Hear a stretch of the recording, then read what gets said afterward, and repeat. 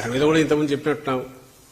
ఆమె ఒక్కసారి ఆమె సంజాయిషి ఇవ్వాల్సిన పాయింట్లు చాలా ఉన్నాయి. షర్మిల గారు తెలంగాణ నుంచి హఠాత్తుగా ఎందుకు మాయమయ్యారు, తెలంగాణకే జీవితం అంకితం వాళ్ళు ఎందుకు మాయమయ్యి అక్కడి నుంచి ఇక్కడ ప్రత్యక్షమయ్యారు, వచ్చి మళ్ళీ ఇక్కడ ఎత్తిపోయిన కాంగ్రెస్ పార్టీలో ఎవరు మీకు బాధ్యత అప్పచెప్పారు, అదే కాంగ్రెస్ ఈ విపరీతంగా ఏకిపారేసి ఆ రోజు తిట్టిన ఈవెన్ తన పార్టీ పెట్టినా కూడా తెలంగాణలో జరిగింది. అలాగే తెలంగాణ ఇంట్రెస్ట్ నాకు ముఖ్యం, అవసరమైతే ఆంధ్రాతో కొట్లాడతానని కూడా అన్నారు. మరి అదంతా ఏమైంది? ఓ పెయిడ్ ఆర్టిస్ట్ లాగా ఎందుకు ఈరోజు మాట్లాడుతున్నారు? వీటికి ఆన్సర్లు దొరికితే ఈ వివేకానంద రెడ్డి హత్య, ఆమె తీసుకున్న పాత్ర, దానికి ఆన్సర్ దాంట్లోనే ఉంటుంది. వివేకానంద రెడ్డి గారి హత్య గురించి 4 ఏళ్లుగా ఆమెకు పట్టంది, ఈ రోజు హఠాత్తుగా వచ్చింది. ఎందుకు వచ్చింది?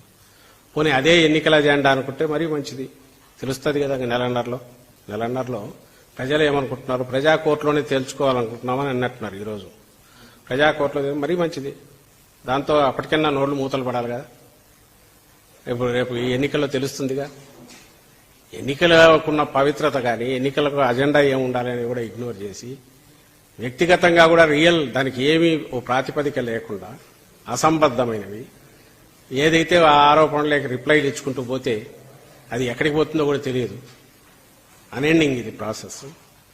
కంక్లూజన్స్కి వచ్చి కోర్టు పరిధిలో ఉన్న అంశాల గురించి, సిబిఐ పరిధిలో ఉన్న అంశాల గురించి కంక్లూజన్స్కి వచ్చి, కాబట్టి దానికి అసలు ఏమీ లేకముందే అంతా కూడా ముద్ర వేసి, అది ఏ రకంగా ఎట్లా చూసినా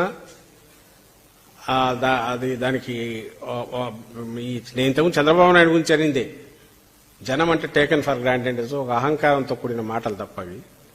దాంట్లో ఎలాంటి సహేతుకత కానీ, లేదా ఇప్పుడు ఏ సందర్భం అయితే ఎన్నికలు ఉన్నాయో వాటికి తగిన రకమైన ప్రాతిపదిక కానీ పార్టీ వైపు నుంచి ఉండాల్సింది లేదు. వేరే అజెండా వచ్చి వ్యక్తిగతమైన అజెండా, అది కూడా ఆమె అజెండా అని కనిపించట్లా. చంద్రబాబు అజెండా ఏదో అది ఆమె ఎగ్జిక్యూట్ చేస్తుంది. అందుకే పెయిడ్ ఆర్టిస్ట్ అని అనాల్సి వస్తుంది.